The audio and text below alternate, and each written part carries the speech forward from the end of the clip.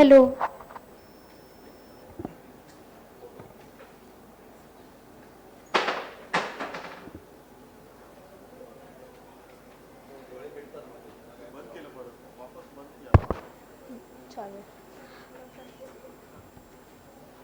A very good afternoon.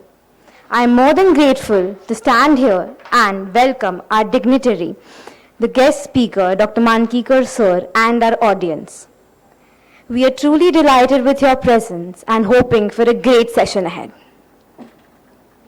Empathy is a true medicine that the world needs. Real Life is one such medicine which is acclaimed to promote global empathy in fun and interesting way. It is a concept that is currently at the leading edge at tech and aims at promoting empathy, pluralism, cross-cultural understanding, peace building, 21st century skills, and enhancing socio-emotional skills. Give a round of applause to Dr. Parag Mankeekar sir, who is a leader and co-founder of Lives Empathy Evoking Simulation Game. He is a serious game designer, a medical doctor, and an anthropologist. He has achieved major awards and assumed the title of Ashoka Fellow and Salzburg Seminar Fellow. Without any further delay, I will request Dr. Parag sir to take us through this innovative step.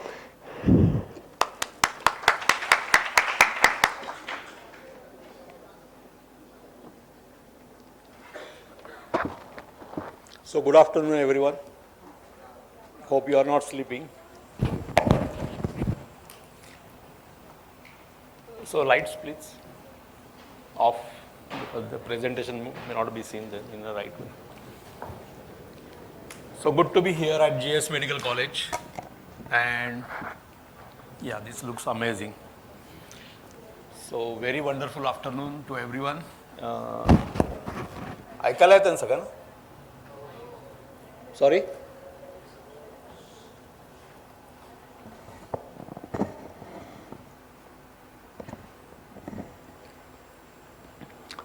So as the management people said that empathy is a medicine, I really believe so.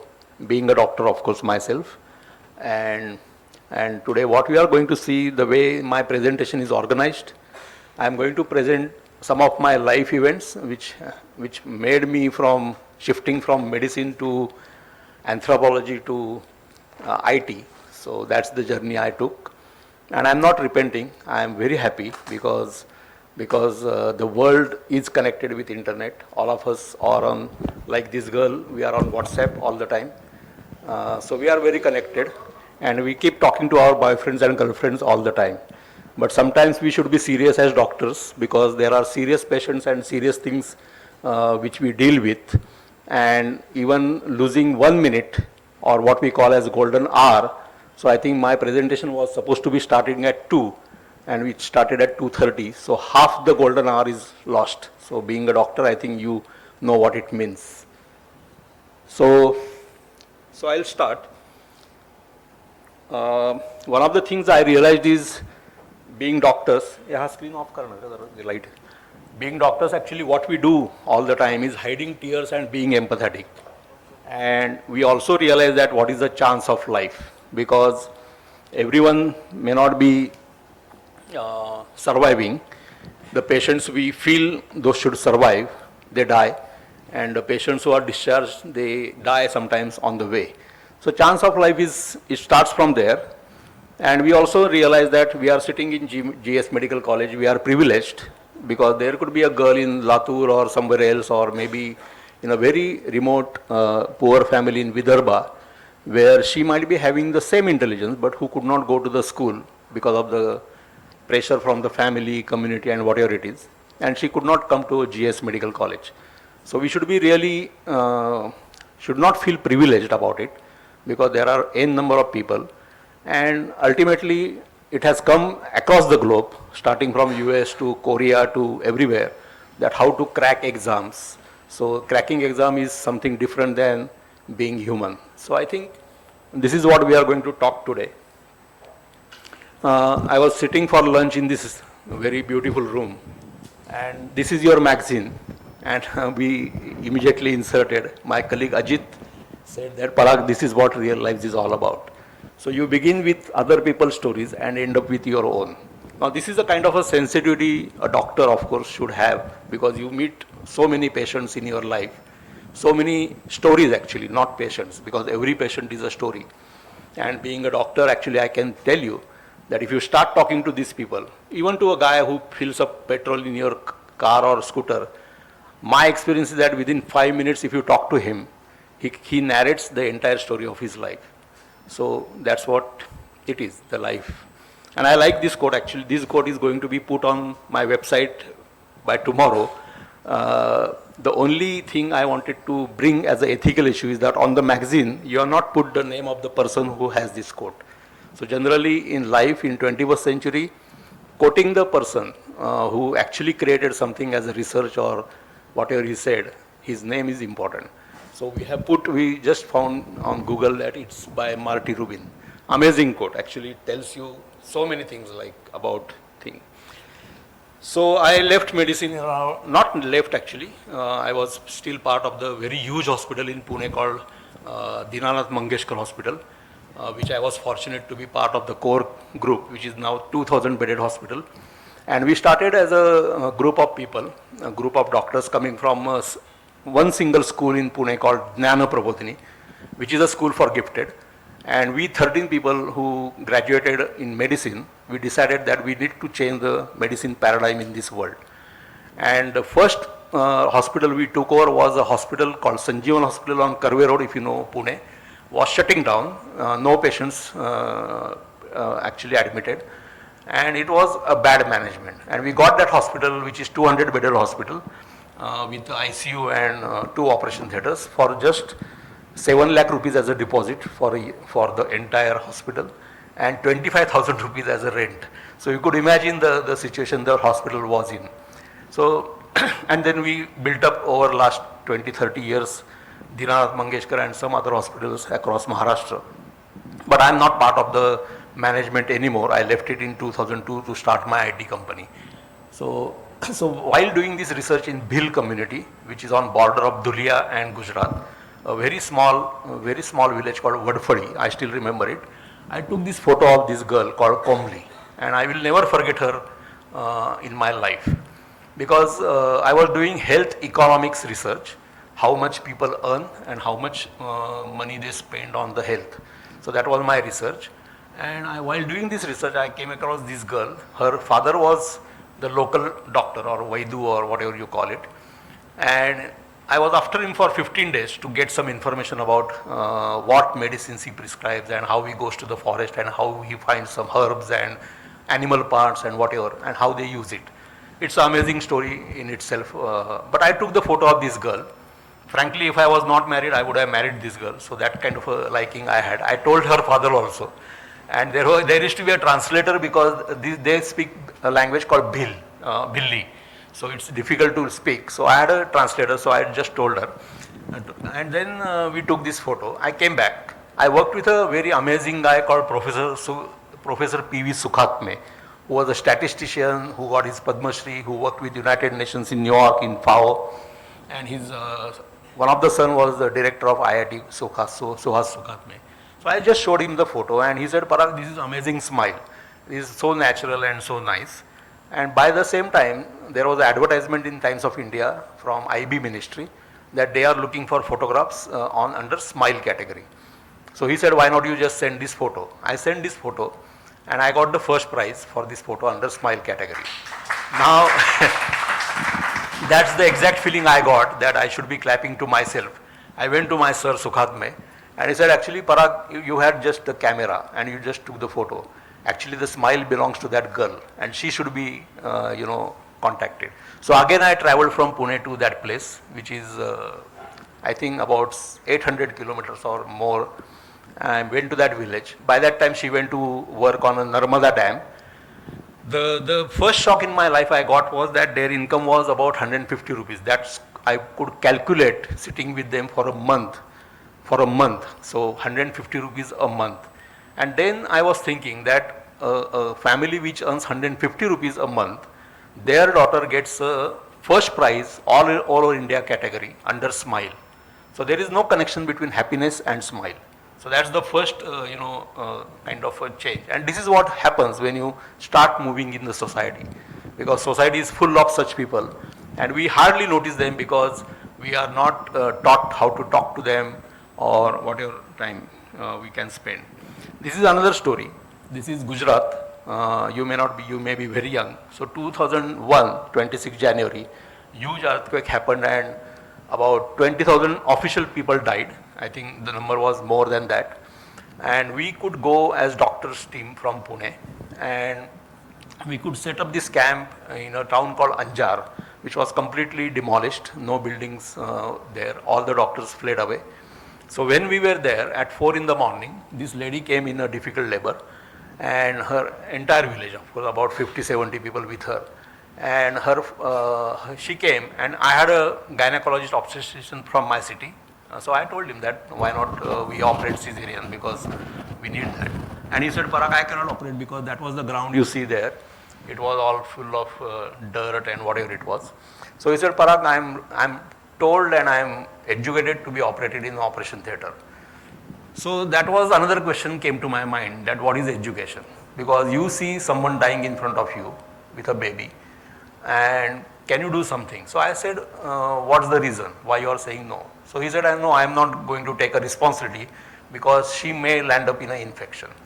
So now the question was that whether infection is more important or saving somebody's life is important. So I said, okay, I will take the responsibility. I went out, I spoke to the mother and father, I spoke to the villagers, I said this is the risk we are taking, all the risks happen, but there is a possibility that both of them might survive, or one of them at least will survive. And I wrote something on the paper, they signed it, and I came in. This is 2001, so not many people were talking about law and legal systems and so many things.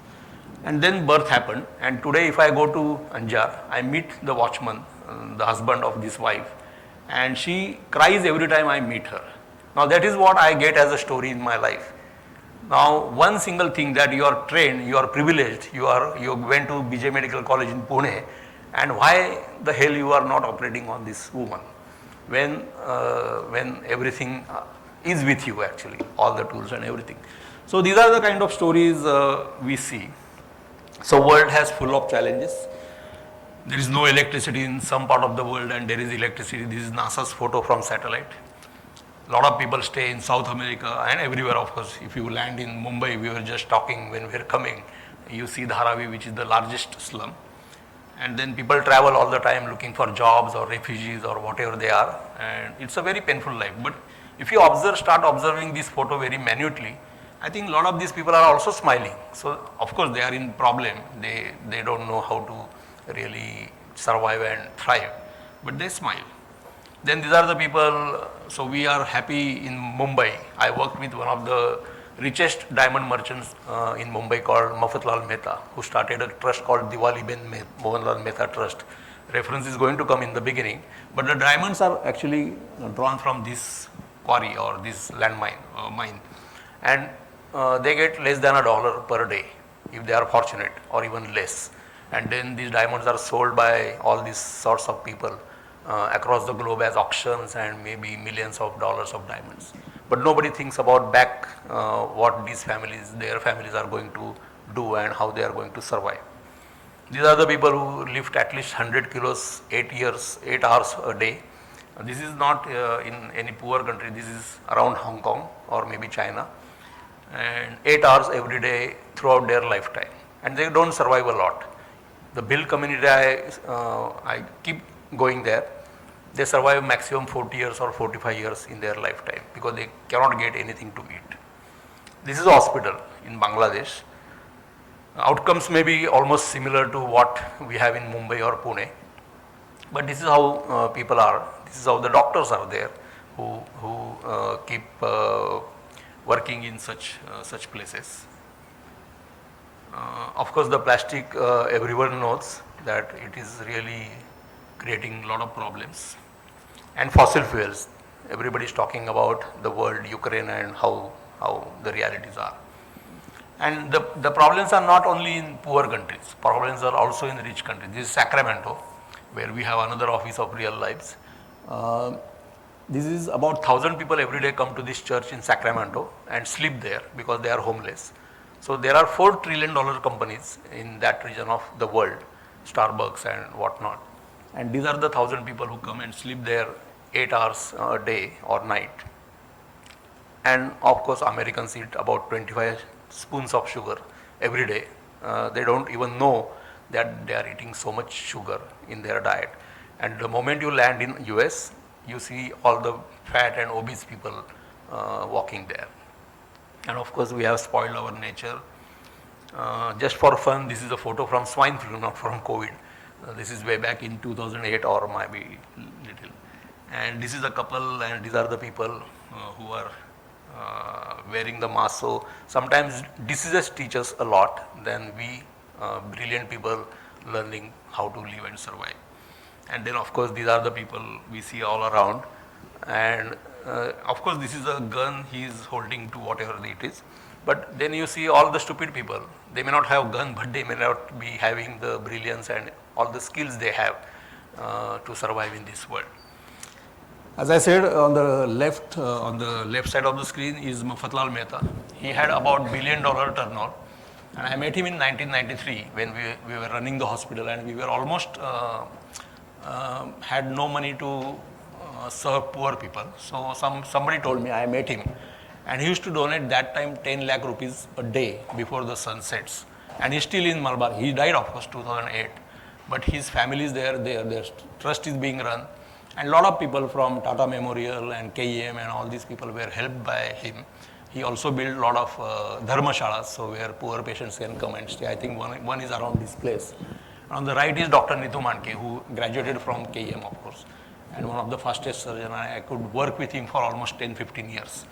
And I could see the excellence in medicine, the way he was operating and living his life. I feel myself fortunate coming from a very ordinary family, meeting at least 3 prime ministers of India. So one is Indira Gandhi, second is of course Narendra Modi ji, and Chaudhary Charan Singh. I'll tell you the stories later. I was also fortunate to meet the Bombay Dons, and I had a lot of friendships with them. So a lot of my life was really easy back in Pune and Mumbai. But these are the people also, have some very interesting stories. Why I'm telling you all these things is, this is how the real life is built, because the moment you are connected with the ground, the moment you meet people, the moment you start realizing how they live and survive, I think that is what you try to bring into what you do in your life. So this is what actually it is. One of the very key, I don't know how old you are, but I was 21 when Dr.M.V.L. Kothari decided to go to Punjab in 1984, 83 actually. To study the terrorism, because a lot of people were getting killed. And Appa Pense, who was the greatest psychologist and who started Dr.M.V.L. Kothari, he said, why not you go there, because you are adventurous and why not you go there. So I went there, I met Bhindranwale and all these sorts of people. Still that Punjab problem exists, and today even politicians speak about it. But I was also abducted by a group called AISSF, All India Sikh Students Federation. The guy who was running that group called Harminder Singh Sandhu was the electronics engineer graduate, and he abducted me from Suvarna Mandir, Golden Temple, and we were surrounded by 6 AK-47 people. And AK-47, if you know, because I walked almost in Pakistan, we know the entire border because I had lots of contacts during that time. The AK-47 was available at $7, so you could imagine that how cheap it was, and that time dollar must be, I think, 25 or 20 or 30 rupees. So these kind of, and then how you escape from such a situation, how you negotiate. So I had a friend who later became one of the topmost IS officer, Avinash Dharmadhikari, very, very well known. And we somehow escaped. Harminder Singh Sandhu turned out to be our very good friend. He was later killed by military in 1986. Now I saw him from 1983 to 1986, 3 years. But we were friendly. We were called by even military, 19th Sikh Regiment outside Amritsar, that give us his location, because there was a shoot at sight warrant on him. And we were both in dilemma at the age of 21, that should we really give the location of this guy who is really doing something against India. Against that he made us survive, and he became friend. So we told the officer, the boss, military boss there, that we would rather try to talk to him that can he leave the terrorism and merge with the mainstream. But ultimately in 1986 he was found and military could kill him. So these are the kind of stories started. I told about Gujarat. So this is 26 January. Uh, so this was the hospital we could set up, and one of the operation, this cesarean operation happened in one of the tents we had. So this is doctors, and we really worked for 3 months, 24 hours. We had teams of doctors, and fortunately when you do good work, we had, you can't believe, we had 2 jets. This is 2001 from Kirloskar and Finolex, the companies. We had 2 helicopters from Enron. That time Enron was in India, and we could really negotiate with Enron because I also helped them building their hospital in Guhagar, which is in Konkan area. So I wrote the email to the CEO, Joe Sutton, saying that there is a big disaster happened and can we get your helicopters for rescue. And first time we got 2 helicopters with pilots standing for us, and we could really do amazing back and forth from Pune and bring a lot of young doctors and professionals and nurses even to that area to help people. And again, these stories I already told you. This is most fascinating story in my life. This is 2002, because I worked in Punjab and some people in government, especially Atal Bihari Vajpayee, who was the Prime Minister that time. So this was the hospital. This is the only hospital that time which was gifted by India to Afghanistan. This is the pediatric, Indira Gandhi Pediatric Hospital, which was completely shut down 2002 when the war ended. Taliban actually killed everyone and hospital had nothing and there was no resource, and this was the only pediatrics hospital in a country like Afghanistan. So Atal Bihari Vajpayee called 8 of us saying that can you go there? It's risky, of course, but you have to go there and restart this hospital. And that's how we landed in Afghanistan. This was the first flight going to Afghanistan from India, and we went there. And then we saw in colleges, in libraries, in universities, not a single book existed. So entire Kabul University library had not a single book left. All books were shot actually. So Taliban used to keep the books and then shot with bullets and destroy everything, because that is not the knowledge. Knowledge is what actually is what Allah has given to them, whatever it is. So this was the hospital, and we are happy that actually we came back. We gave the proposal to the government that this is the funding which is required, and probably we need to start even like wearing a stethoscope.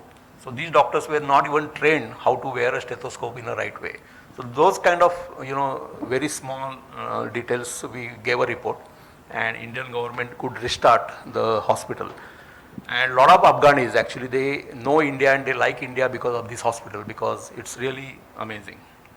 So Afghanistan was really a daredevil experience for all of us. And Afghanistan is known for Pathans and amazing people. They only have black and white, they nothing have grey in their mind. So either they really support you, or they are friends with you, or they are enemies. And if you know the story of Afghanistan, nobody has ever won on Afghanistan land. So these people are really brave. If like AK-47 bullet, I don't know whether you have seen it, it's really big. So Indian soldier, they say that cannot fight if he has 2 bullets inside the body. Afghans can fight with 7, 8, 9, 10 bullets in their bodies. So that kind of a bravery Afghanistan has. And this is a very famous photo of a girl from Afghanistan, which was on National Geographic front page, 84, which was shot by American photographer. And later on there is a story, like everybody gets connected with someone in life which you cannot even imagine. So he got connected, and later on when Afghanistan was rescued, he went back and he found this girl in Pakistan in one of the camps, and then the entire story possibly you can get it on Google or National Geographic. This was the ambassador Vivek Kajju. We worked very close with him, and these are the common Afghanis. So we have very bad impression about Afghanis because media tells us that all Afghanis are Talibans and they are bad and something like that. So real stories are not like that. Real stories are very different. This was a kind of I like this photo of myself. This is Bamiyan's Buddha, where the Silk Route goes, and this is a very famous place. And this Buddha, the largest standing Buddha, was destroyed. And Buddha talked about empathy and sorrow in a big way. And I think this is where, this is 2002 or end of 2001, when I started thinking that I should leave medicine and do something better in this world or bigger in this world. So that's how I left. Of course, in Afghanistan, you have all the luxury of having commandos around you, and first time you start talking to commandos, and you cannot even imagine that if something happens to you, there is the first responsibility to take that. So they will give their life to save you. So can you imagine this, that there is a guy who is next to you, who is smiling with you, eating with you all the time, and then he is ready to die for you just to save you. And these are the very fancy vehicles, so even the bombs cannot destroy them. These are 4000 cc vehicles, and all the vehicles are bomb proof and whatnot. But later on, US government invited me to Kabul again. This is 2014, and they said, can we design some games from young Kabul graduates, because they need to really start thinking different in their life, not just terrorism and America calling them bad and something like that. So we had a very interesting experience. Of course, that could not materialize because a lot of the people who were actually designing this entire program got killed later on, because Taliban was getting again powerful. And then you see all these people who lost their limbs and legs, young people, in landmines, and that's another story. But that story connects to one of the, I am very proud of being Ashoka Fellow, and one of the Ashoka Fellows from Netherlands. And you will be amazed how innovative people are in this world, being doctors and being whatever they are. So this is a guy who said that I will train rats, because I think my knowledge is that rats can differentiate at one point about 40,000 different smells. Maybe dogs and even cats can do it. But he actually liked rats since he was very young. And he said, why not train rats to find something in this world which otherwise is difficult to find. For example, landmines. So landmines are just in the land somewhere, and you cannot have any machinery that time, of course. Today we have drones and everything. But let's find these landmines. So he started this project called Apopo, and he is the guy, Bart Wittgens, very good friend. If you go to Amsterdam, I think you should just write to him that I am here and we are doctors and we want to meet you. Because he's worth meeting, you know. He's a guy who will surely get a Nobel Prize for his. And any one of us in Mumbai or Pune who sees a rat, can you imagine that rats can be trained? And he trained the rats, and he called them hero rats. So he said, actually, these are the rats who are going to rescue human beings. Now, the first project was landmine project, and this is where empathy is coming. So I am talking about empathy in a big way, if you don't realize it. Now, why Bart Wittgens, coming from Netherlands, which is a rich country, can go to Africa and Afghanistan and some other places like Rwanda, where landmines are plenty in the ground, and why I should train the rats, take additional effort, when people fooled him in the beginning that he's a rat trainer or something like that. And today, the United Nations pays, I think, more than $30 per rat per day to him. Now that's kind of a business he could set up, because going in a country where Afghanistan, if you go there, if you dig out landmines, about 10,000 every day, it will take 14 years to dig out all the landmines. That kind of a problem exists. And in our real lives, I think Ajit and Atharva, who are sitting with me, we were working on this data, and you won't realize that there are countries which produce landmines and there are countries which are affected by landmines. And who are these countries which produce landmines? They are Germany, Switzerland, Singapore, US, Sweden, Bofors, of course. So these kind of countries produce landmines. The problem is not there. And what Jaishankar recently said, that when it comes to Europe, the thinking is something different. And there are countries which suffer from landmines. They are sold there, they make business, and this is how the world is. So hero rats. And then these are the rats who are extremely talentedly, really trained extremely well, who go and find the landmines, and then the work is only to dig out and destroy it. So he does that. The most important thing is he then realized that in Africa there is no diagnosis for tuberculosis when a lot of people suffer from tuberculosis. So he trained rats, and today the accuracy WHO says that rats can diagnose tuberculosis more accurately than any lab test in the world. Now that kind of a design and that kind of a model Bart has built. And he was given, of course, Ashoka Fellowship. And Ashoka Fellows are about 4,000 in this world over the last 50 years. So the selection criteria is not easy. You have to go to about 6 levels of interviews, and then you are selected. But this is the story of life. If you understand, Bart liked rats and rodents when he was very young. Even the parents fooled him that why you are so much in love with rodents. And then he studied biologist, he became biologist, and then he later on trained. So life is a connecting dots. It's not simple to connect the dot from a childhood to someone who is a professional. And that's how people look at you. So the careers are not about only getting a degree. Careers are about how you connect the dots in the world. So Bart has this amazing program of diagnosing tuberculosis in Africa. And these are the rats who rescue. So they just come, they smell the sputum, and then there are 2 sorts of chocolates kept there. That was the initial program. And if the tuberculosis is there, the rat will go on the right and eat that chocolate. If it's negative, then it will go on the left and eat that chocolate. And they can diagnose, and very accurate. WHO had an entire team, research team. So sometimes we have to go very innovative. So in this world, disparity is really big. The challenges are big. And there is a lot of research, like Ajit and me were studying a model called broken ladder. And the same guy says that he has very good interview, I forgot the name. So he says actually poor are labeled as lazy. And poor, so a lot of these poor people are also innovative, like this right side if you see. And I had a presentation in one of the topmost design institute in Berlin, in Potsdam, started by SAP, the SAP software guy, Hasso Plattner.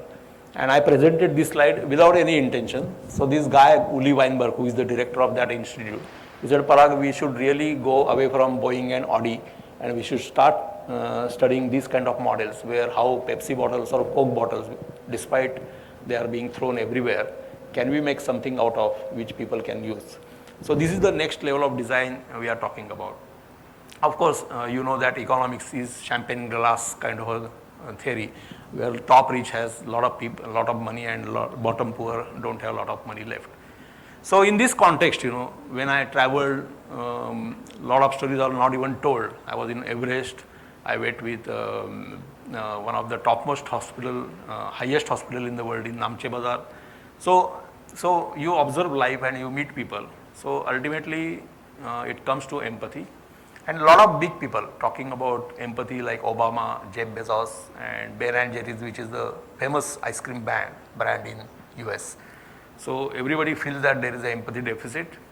The next skills, people are worried about AI and everyone taking over you. But as a doctor, I know we are confident that whatever AI comes in, ultimately doctor is required to see the case in a particular way. So no AI and no IBM is going to really replace the doctors in the system.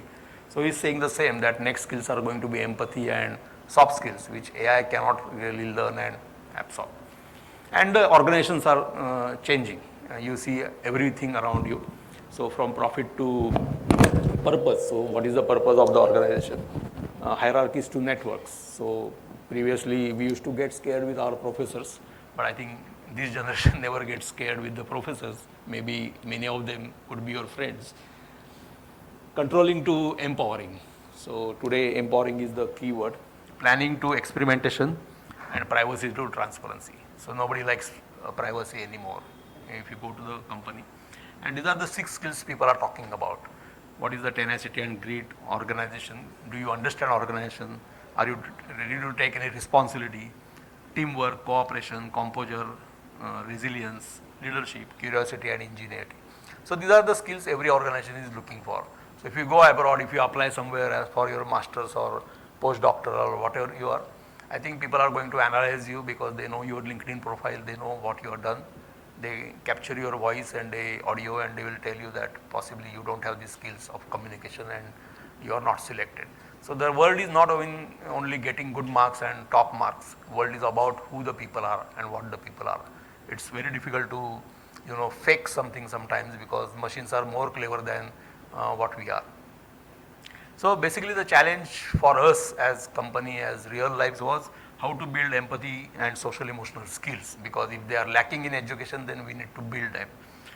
One of the empathy project I want to present is this project called Live Aid, which was actually Ethiopian crisis in 1986, around that time, when a lot of very young children died.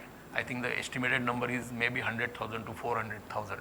And this is a singer from London who was just a singer, pop singer, and Bob Geldof. And he was walking one day back home, and he saw a poster of a very shriveled black child on the poster saying that this child needs your help and can you donate something. He came back and he called his friend called Mijur,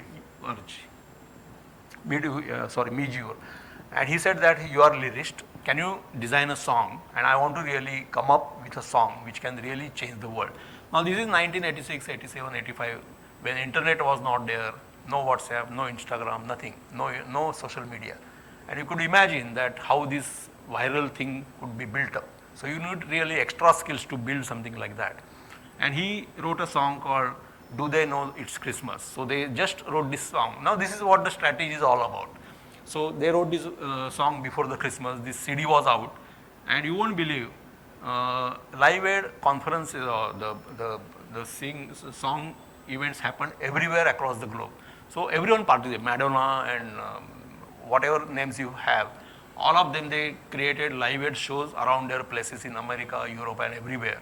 And something like more than 200 million pounds were generated, selling these CDs as well as from the show. And this entire money, he decided to donate. And then he realized that even if he sends grains or any foodstuff, there are no trucks which can carry this foodstuff to the people who are actually dying. So he ultimately ended up buying trucks. Then when he bought the trucks from Mercedes-Benz and other places, of course a lot of trucks were donated, then he realized that there are no drivers in Africa who could drive these trucks because these were advanced trucks. So then he had actually appealed to drivers in Europe and everywhere that can they join. So huge process started, and this is one single poster he saw on the way back his home. Otherwise, why you should notice something like that when you are a singer and you are a pop singer and you are in a particular culture. Now these are the kind of empathy projects which happen. So why a project like Real Lives is important today in today's context?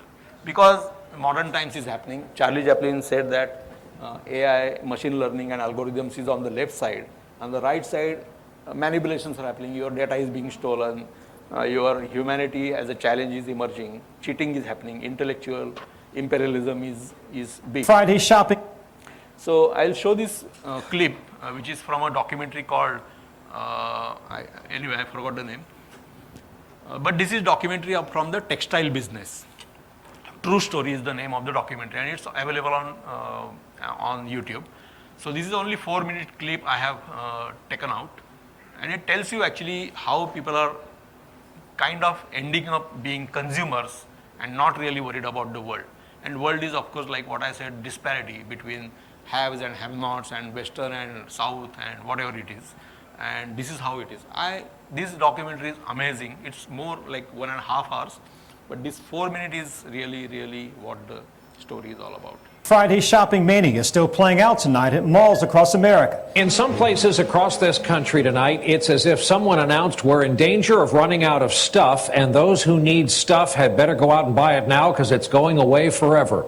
Walmart doing more than 10 million transactions in the first 4 hours of the frenzy. A record 15,000 people at Macy's in New York City. Shoppers hung tough. Black Friday will be the single largest day of the retail year. Certainly in the case of Macy's, we'll do more business on this day than on any other day of the year. Nation, this orgy of Christmas shopping proves America is back. We are once again, yes, oh yes, we are once again spending money we don't have on things we don't need to give to people we don't like. Yeah, USA, USA, USA, USA.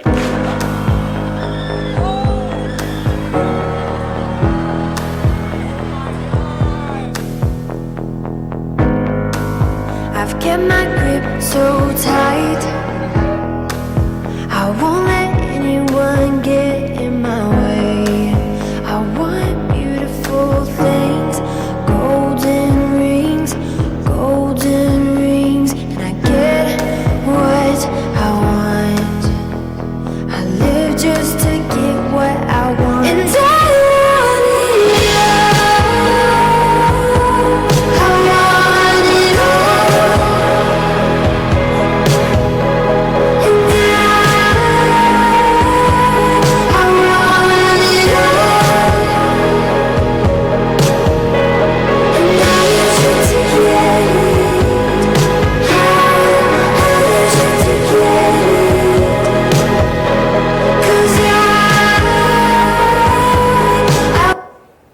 So the question came to my mind after watching this, and I took out this shot from the film, is that if she was my mother and if I was that child, how I would feel and how I would survive in this life.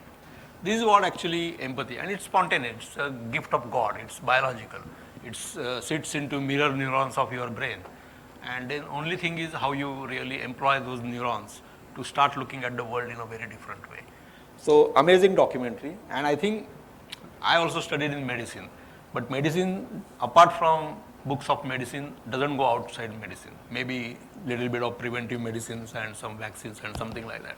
But medicine today has to really grow and reach out to people, and these are the kind of stories we are going to look at. There is another, and that's what I am saying, that these are the kind of stories which are happening around the world, and you will see as you grow and you start moving around the world. This is an amazing project. These two research scientists, medical research, microbiology, geneticists, whatever they are, they literally cried when they actually wanted to try whether empathy is also in rats. Now today is a rat day, let's call it that way, and Ganpati are coming. So these two at University of Chicago, and then what they did actually, they kept one rat, both the rats actually hungry for 3-4 days. One rat was caged. That cage could open by another rat. So they had made a design of that cage in such a simple way that other rat could open it. Now they kept this rat happy, hungry, and they put a chocolate which rats like, and then this rat, the other rat, rescue rat they call it, it was sent to this cage, and the hypothesis the researcher had that he will go first, eat the chocolate, and then possibly he might rescue his friend. But rat every time did the opposite. Every time he rescued his friend first, and both of them went and ate the chocolate.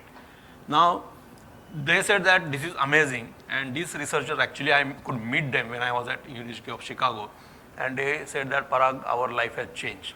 So sometimes you are not very sensitive to the world, but you start getting sensitive to a lot of these things. So helping your fellow rat, rodents show empathy-driven behavior. So if rodents, like such a small animal who is not even possibly intelligent like we are, if they can show empathy, then why we should not? Now let's come to this, if I ask you how many people play PUBG and any game on the mobile, I think every hand will go up. So there are about 800 million people every day playing games on Facebook. And of course, how many games are used in classroom? In GS Medical College, I think 0 possibly, I don't know, but I'm sure. So all these young people who are coming to this college, they are playing games when they go out, but when they come to the college, it's boring. It's like a lecture. Of course, like medicine itself is gamified in many ways, like anatomy and dissection, and then talking to the patient and diagnosing. So it's all gamified. So our discipline is different, not like engineering, which is not gamified in a many ways. But of course, like schools, go to the schools and every kid is playing games and whatever is happening. So that's the context of real lives. So we had this great vision. We were not sure actually how we could build something like that, and how we could build the stories of people who are actually in the real world. So this is how it started. So basically it creates the billions of stories of people across the globe when you play the game. So every game, and the challenge today we have is that even if you play this game billion, trillion times, every life is going to be different because it is generated from data which is simulated. So the algorithms are written in such a way that every story is different. I call it as a revolution. It's not just reform, because reforms are actually correcting the mistakes you do in your life. Revolution is you want to fundamentally change something from nothing to something which is not there. Of course, I come from Ashoka and we have the same vision that how you build a social entrepreneurs. So we do a lot of workshops across universities in the world, in Switzerland, in South Korea. We teach young people how to be social entrepreneurs. Not that they should start something, but if you go back to your villages, like I was talking to Kalyani and she comes from Nasik, and other girl comes from Latur and somebody. So I think when you go back, all these components are going to come up, because building hospital is not a very easy job. It's a project in itself. It's a lifetime project, and you need to really, how every child can practice empathy, how youth years are going to be spent. Now youth years are going to be spent half the time, 8 hours on WhatsApp and Instagram. You can realize that when you grow old or maybe a professional, that's not going to help you in a big way. So how youth here are going to, and these are the very brilliant young people who are discussing these issues across the globe. There is a guy called Tim Harris who worked with Apple, and he proposed this theory about how youth years can be spent. And last is organizing for change making. This conference itself I felt when I got a call from Rohan, and I think 2020 they also contacted me. Maybe those girls and those boys are not here anymore. But when I looked at the conference, I thought this is a change-making conference because there was so much variety of topics. And today actually I started marketing your conference because Mohan Agashe, who is a psychiatrist and one of the best doctors, Jabbar Patel, they are all my teachers and they like me and I like them. So I called Mohan Agashe on the way, and he said actually, Ajit was listening, Athar was listening. He said actually, Parag, this is very interesting, and send me the document on WhatsApp, and I already sent him. So maybe next time you can invite Mohan Agashe for the conference.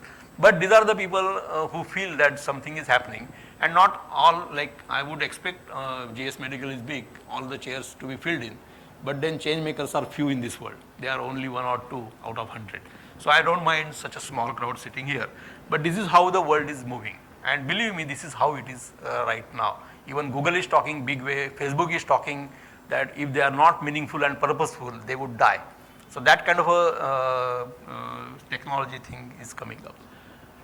Real life uses a life algorithm, and as we know, life is a chance, life is random, life is full of events and decisions. Like every event throws some decisions. If you want to marry someone, the parents might say no, so it creates another set of events. So all these things happen in our life, and every time we learn not by training but by living the life.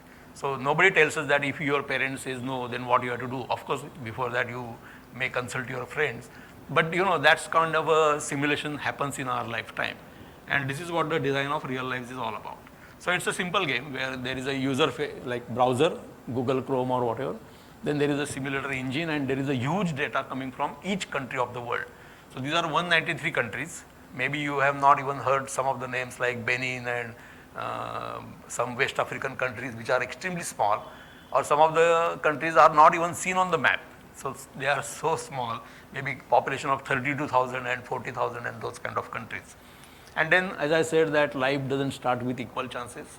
Life is events and decisions, life is full of choices and dynamic suddenness of life. So this is how the real life is organized. And real life happens around 6 things, and our life is also around 6 things. These are these. Like one is education, second is career, third is finance, relationships, leisure and residence. So residence is actually you migrate for job or education. So this is what happens in real lives. And we get this data, which is open data we call it, from United Nations. So this is the data collected by World Bank, UNESCO, WHO. So WHO, for example, ICD-10, for example, International Classification of Diseases.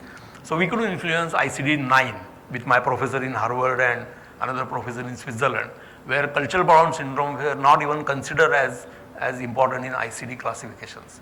So we did huge project across 9 countries of the world, and ultimately WHO accepted that in ICD-9 that culture bound syndromes are most important. So these are the data, this is the data how it is collected across the globe and how it is processed. So this is how currently in real lives, I think Athar was telling me we have about 120 diseases. Have you heard a disease called schistosomiasis? Raise the hand. So 4, 5. So this is what the knowledge about despite we are on Google and we know everything around us. So schistosomiasis is a disease which really affects Africans in a big way.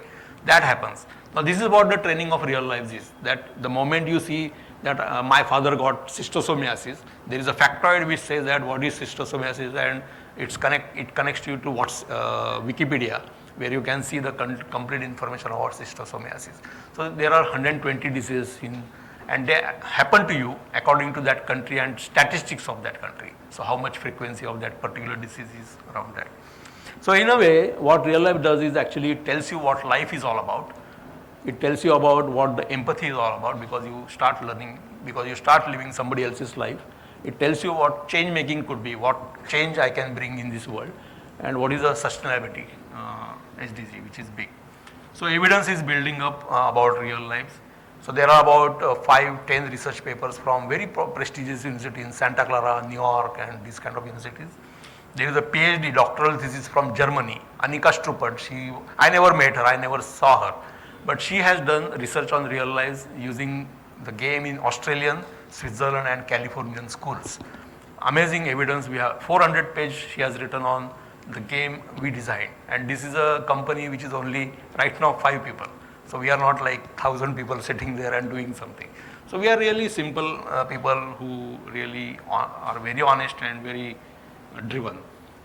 We get a lot of acknowledgments from journalists. So this is a guy called Christopher Livingston who writes in PC Game magazine, one of the topmost in gaming. Now these games are about all the camaraderie games we call it. So entertaining or which has plenty of fun. Our game is not like that, but still he could wrote 4-page article in PC Game in 2012, and see the title, Simplicity, I am a Human Being. And if you see the last paragraph of that article, everyone gets moved. So this is how, so we funnily say that we never appointed a marketing person in our office because people market for us. And that's how we were ranking very top on CNET many a times. So this is another, and these are, your generation is millennial or generation Z.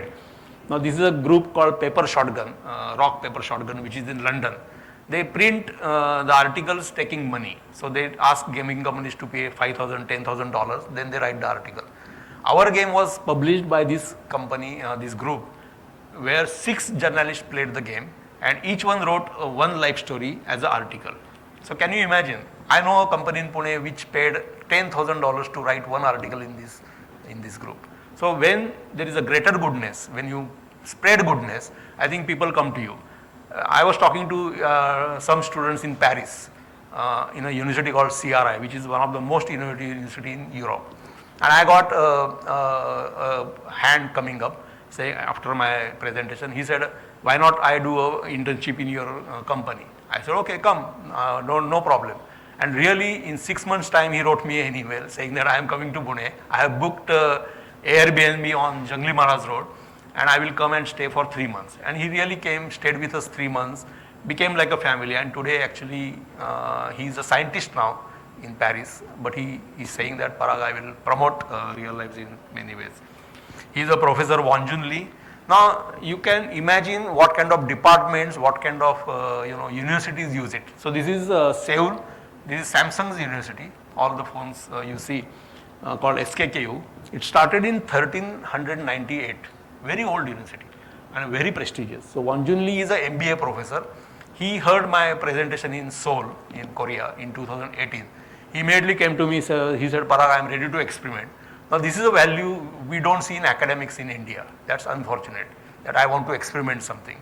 Can you do a workshop? So we designed a workshop called Global Social Entrepreneurship, and about 70 students participated, and amazing. Now we are doing more and more workshops with him. So this is the empathy workshop. And I am really sure, like your college would like we coming here and talking to students, putting them into a kind of a thinking mode, and we can create something which I think you will carry throughout your life. You will not forget us. I know actually Symbiosis and a lot of colleges where I make friends from students, they keep in touch with me forever. So this is the kind of a design we created. This is another professor, Professor Yoon Shin, who is presenting real life across the globe without even taking my permission. And he created first project called Empathy Practicum. And today in the 2022, this is the 4th workshop he is running in Korea, South Korea. South Korea, by the way, if you know, it is the topmost country after Japan where highest young people commit suicide. Now he is really worried about that, and he said, actually, Parag, can we really bring out these people? And suicide is not possibly considered as a disease, but it is, because then you are lonely suddenly and you really don't find answer. I don't know why, because there is a famous book and you should read this book by Durkheim called Suicide. It's a very small book, and it really, he really interviewed people who were actually committed suicide and got saved. And then he asked them, what was your mentality and how you really thought about why you committed suicide. And these are the classrooms. Now at the end of real life, when you play a life in any country as a character, we ask students to write a letter to that character. And students really bring a lot of things, I was born, my mother suffered from malaria, she could not get treatment, she could not go to the hospital in a country like say Burundi or wherever. And then these letters were read in Korean universities. And you won't believe, the professor told me that some of the students really were crying when they were reading out these letters. So this is first time experience of these countries having running. Then he created about 70-page research document about how the students are really performing and changing their lifetime.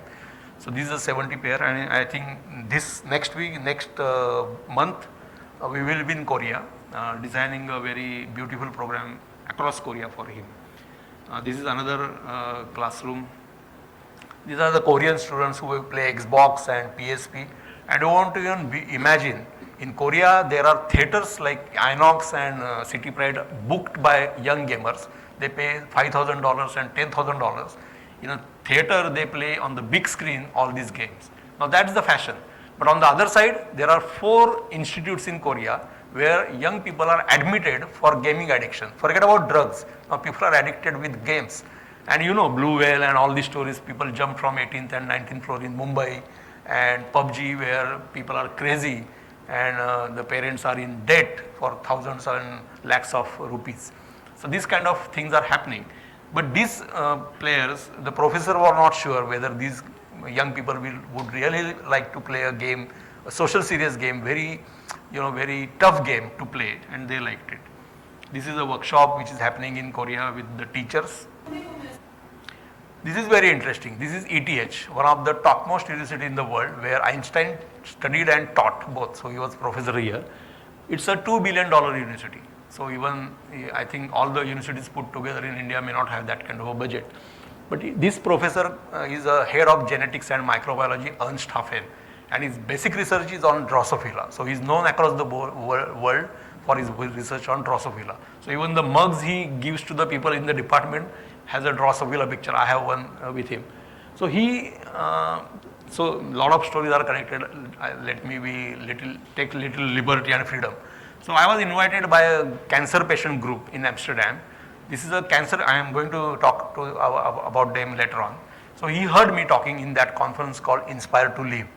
And these are the cancer patients who are coming together, talking to doctors and hospitals, what is their experience of cancer and how actually the medicine should change the cancer treatment.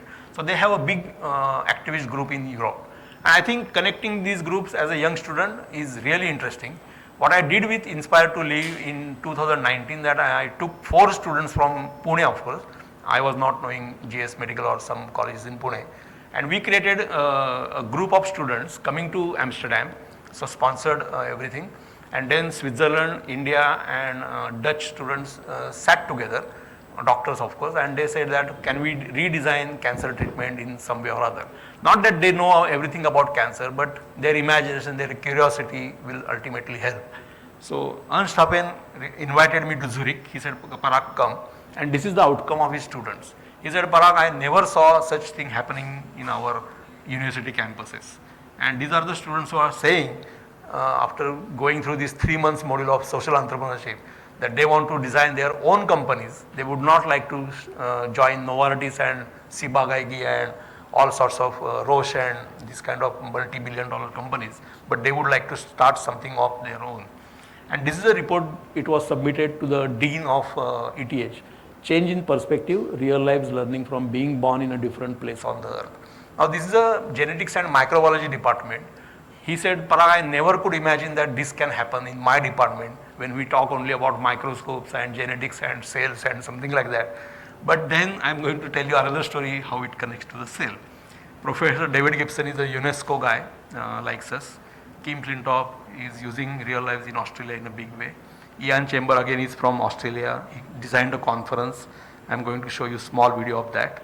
This is Beijing in China, where I was invited as a keynote speaker about how the education can be changed. And you can imagine in a company of 5 people, we have 2 Nobel laureates who are advising us. Not directly to everyone, they are my mentors and they help me. And one of these guys is called Lee Hartwell. Lee Hartwell got his Nobel Prize in 2001 on cancer genetics. And I was presenting in Seattle in one of the conferences, and he was sitting in the crowd. And later on during the coffee break, and these are the stories I am telling you because these are the opportunities to meet the great people in the world. So he came to me in the coffee break. He said, Parag, this is very interesting topic and I never played game myself in my life, but I want to talk to you. And frankly, I was not knowing, because this is one person with a laptop bag, old looking guy coming to you and asking you what real life is all about. So coffee break ended after 20 minutes. So I said, sir, can we go in? So he said, no, everything is boring inside, let's stay outside.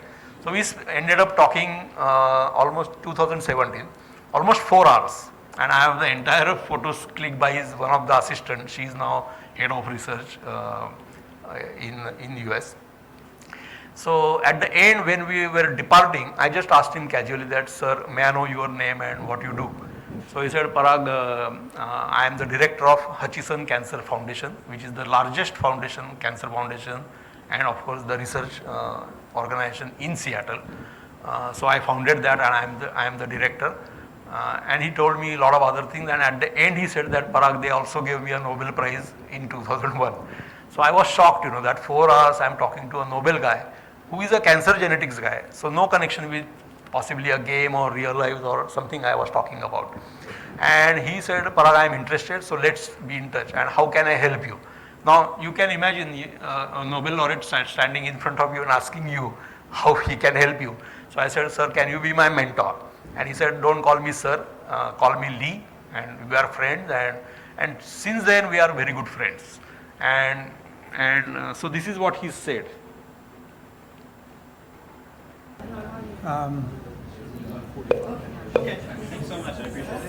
I think I'm very intrigued by the game because it offers students a chance to learn about other countries and other lives through real data, and I'm very interested in its capacity to help students learn by doing, learn by actually doing projects, and so I want to. Then later on he invited me to one of the again topmost university in the world called ASU, Arizona State University, and he arranged a faculty lecture for me, also created a entire lunch which is vegetarian and which is Indian. So, and that same day he took me to a restaurant and he told me the entire life.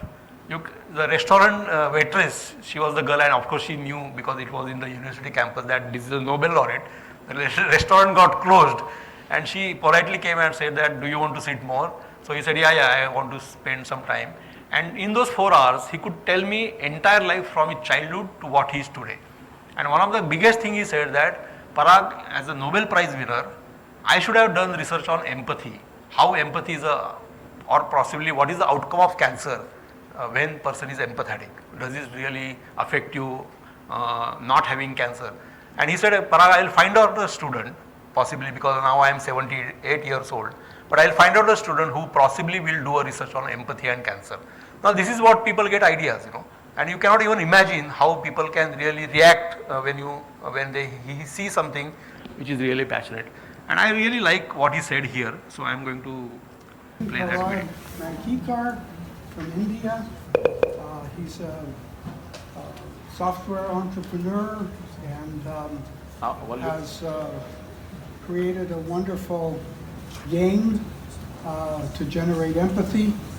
It reminds me of my saying my mother used to say, which is don't criticize anybody if you haven't walked in their shoes.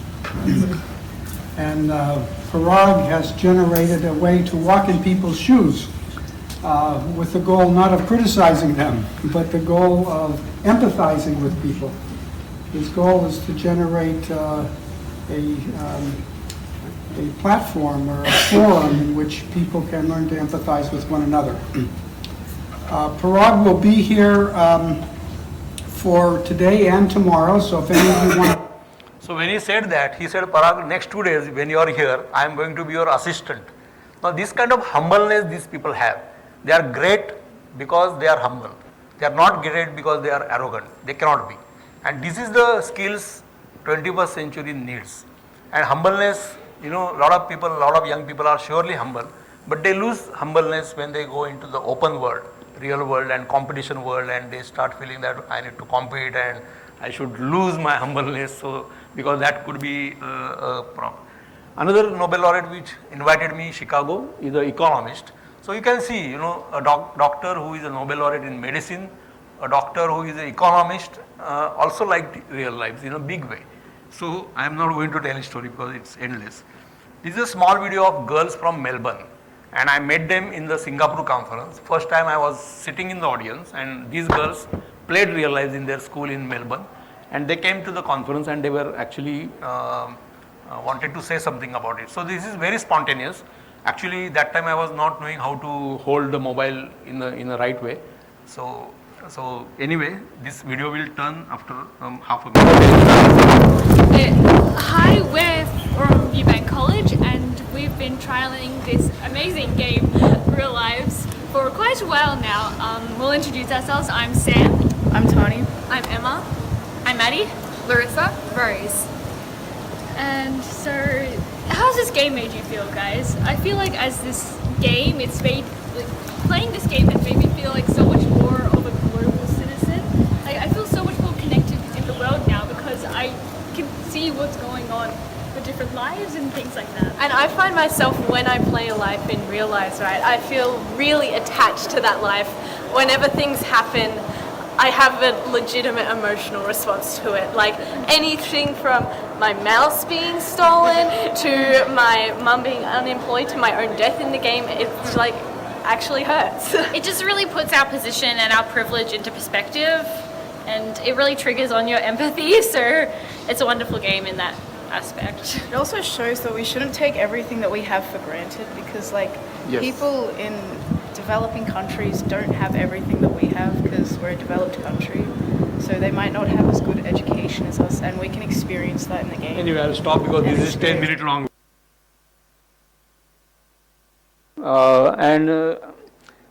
And first time I went to Korea this month, July. I was actually 4 years ago. I was in Korea for the first time, and somebody wrote a blog on me and real lives. This was read by a journalist from BBC called Subin Kim, who is a very good friend now. And he called this guy who wrote the blog saying that he wants to meet, and we met, and he created a wonderful documentary on real lives, which is actually official BBC project. Of course, I met Narendra Modi ji just recently, presenting 1 hour about real lives and how it is different. Bill and Melinda Gates, Bill Gates actually invited us. So 4 or 5 days I was at Seattle talking to him. So we are now launching a big teacher program across the globe with real lives, professors and teachers. So that project is being launched by next month. So a lot of quotes are here, but I don't want to really read through them. People in gaming world, where we are also popular, they create videos, and if you see the number, they go to 1 million and 2 million, those kind of gamers across the globe. So real life is about nobler instincts, it is about goodness and greater goodness, it is about empathy, social emotional skills, global citizenship, it is about understanding, knowing and feeling the real world. Reforming education is what we think about, it's about equality and disparity. It's about inspiring young people against the games which fleece money. Big fight we are doing actually bad and insulting games, Blue Whale, PUBG. I should not be saying, but there was a game which was developed in 1998 or 1999, how to rape a girl. Now the same brilliant mind, possibly who got studied in universities, why they should not create a game how to save a girl, So that's the dilemma we all have, and that's how it works. Addiction is big, gaming addiction. And one of the big thing in investor world, if I present real lives, the only question they ask is where is the blood? So if there is no blood in the game, and you see all the consequences in US, the students are going back to their school and killing their teachers and their peers and friends. So this is the blood we are talking about in 21st century. A lot of people call today's world as data as oil, but we call data as empathy. So data is Facebook and Google, they extract data from you, they sell it to McDonald's and Starbucks and whatnot, and they decide actually what is the selling policy they have. And on the other side, there are a lot of poor people who are dying very young and whatever it is. Global social entrepreneurship, as I said, is big. We are also designing a corporate module. Tata already did that with us. So, to what level real life goes. These are the young people you see in the photo. They are going to be the next leaders in Tata Group, which is $150 billion company, which is the most powerful company in the world, one of the, of course. Now, these are the task fellows, Tata Administrative Services. So, J.R.D. Tata in 1956 designed a system within Tata that all the young people who join Tata, they choose about 50 to 70 young people and they nurture them throughout their life. And these are the people who become CEO of Starbucks in India and Tata Steel and whatnot. So, they are groomed over the time. Now, this is what the culture is. And then Tata asked us that, can you work with these selected 70 people for a day, only day, and go through your games. So, we have 2-3 other games. So, their experience was that generally these kind of grooming sessions can happen between 9 to 5 and that kind of things. We used to start our sessions at 8. We broke all the barriers. We said that let them sit on the ground. And they were not ready to leave even 9 in the evening. So, even the dinner was ordered there. And these are the 70 people every year, last couple of years we were training them. So, that level we have reached. And I think we will be reaching to some very interesting. So, there are lots of research which is happening. Stony Brook University in New York, there is a professor who said that we want to do fMRI study, knowing actually when people play bad games and when people play good games, and how is the brain pattern evolving, and can we really diagnose any patterns which are evolving through the fMRI study. A similar research which has come now from a Portugal university, and they are also talking to us that how we can collaborate. Now, we are going beyond just a game, and we are telling the researchers and doctors and professors that why not we do research which is really going to help the next generation and civilization. I also fortunate to really work with Jimmy Wales, who is the founder of Wikipedia, also Ashoka Fellow like Bart Wittgens. So, that's the luxury we get, and possibly we will be evolving a partnership with Wikipedia because a lot of data Wikipedia has, we want that into our game.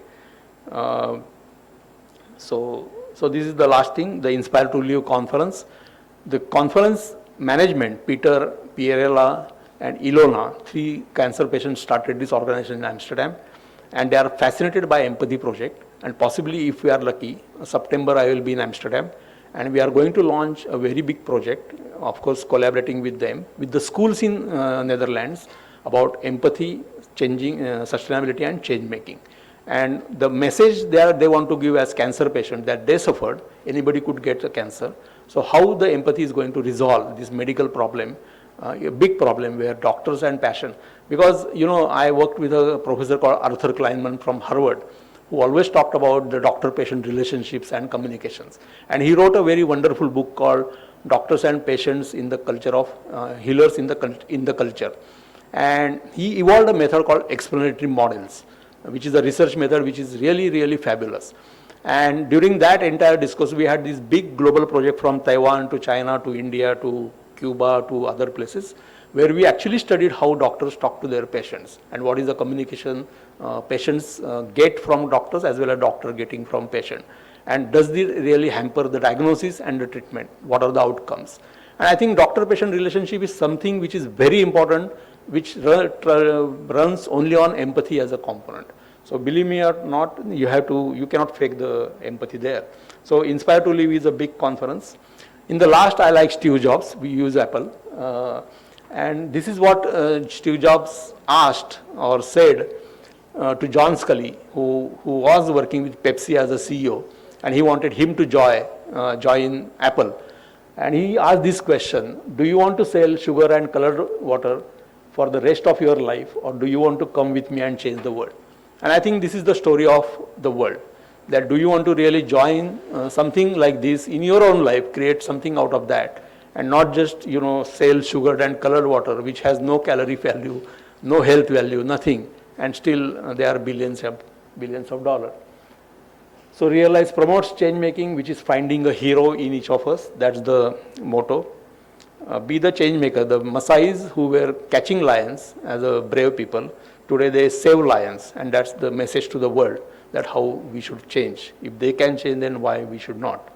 And with the statement which really impressed me, Ajit and Atharva, is you begin with other people's stories and end up with your own. If you don't have a story at the age of 50 and 60, I'm telling you that you will feel crazy, that you had the brightest people, you had the greatest intelligence, but you don't have a story of yourself. So I think you should create story. You are all young. We are old. I am old. So thanks. And thanks, Rohan and your team, for organizing this conference.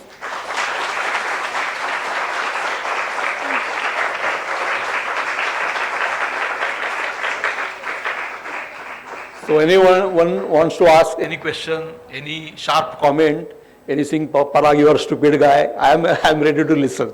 I am friend.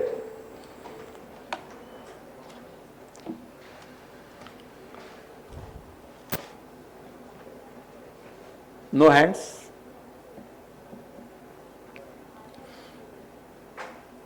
Any question? Any reaction? Any comment? Yes. Okay, so that actually we were planning that, but we got very busy launching this version, which just happened on Monday. What we can do, possibly we are ready to run a workshop also eventually as we go. Those who are interested, I think they can.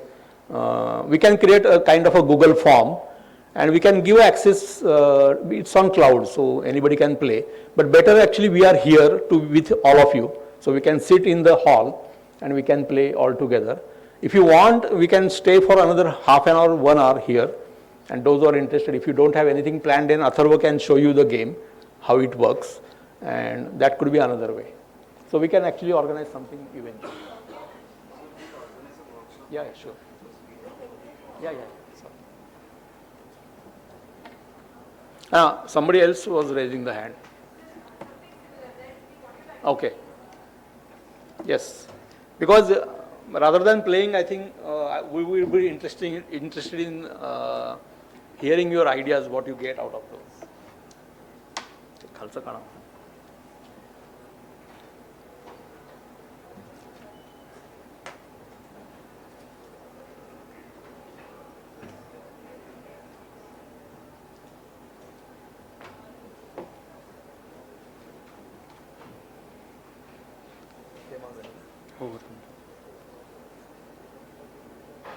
धन्यवाद.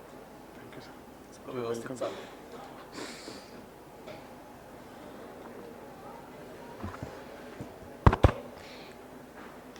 It was truly an informative and engaging session. Sir made all of us believe in the quote, "Try and leave this world a little better than you found it." Now, I would like to request Dr. Lopa Mehta ma'am to present a token of appreciation to our guest speaker.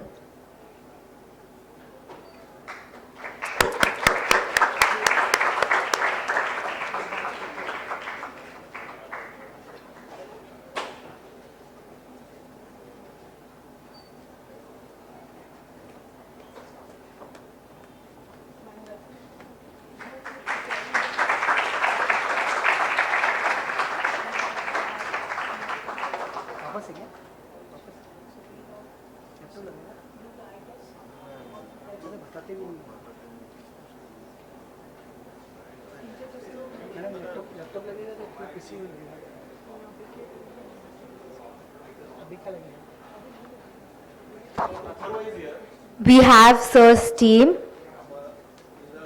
Software engineer who joined as a fresher 3 years ago and now is the main programmer of Ajit is a very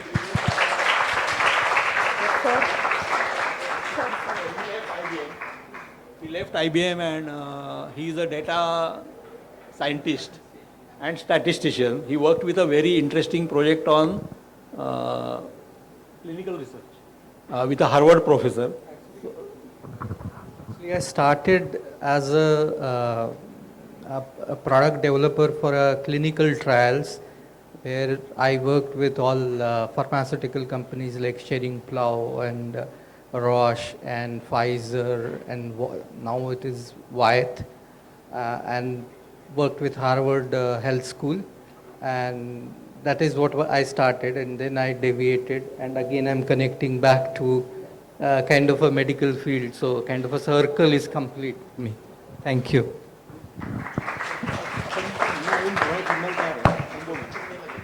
करायचं आहे हे मी ठरवलंय करायचं आहे आता कसं करायचं I think I would appreciate those of you who have listened to this talk today. Give me a feedback because I would like that we organize the whole thing whereby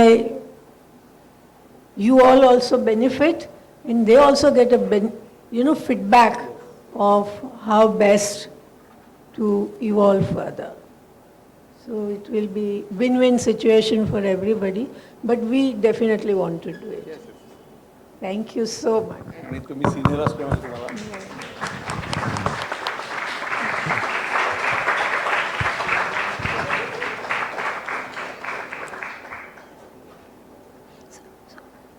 So, honorable guest speaker and his team, the dignitaries, Dr. Lopa Mehta ma'am and Dr. Anita Agarwal ma'am, and our audience. It's my pleasure standing here and proposing the vote of thanks.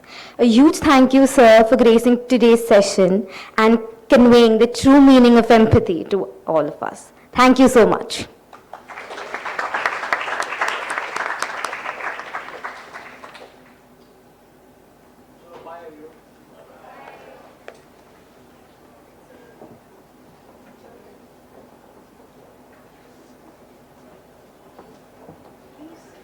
इनको खुद को नहीं पता कि क्या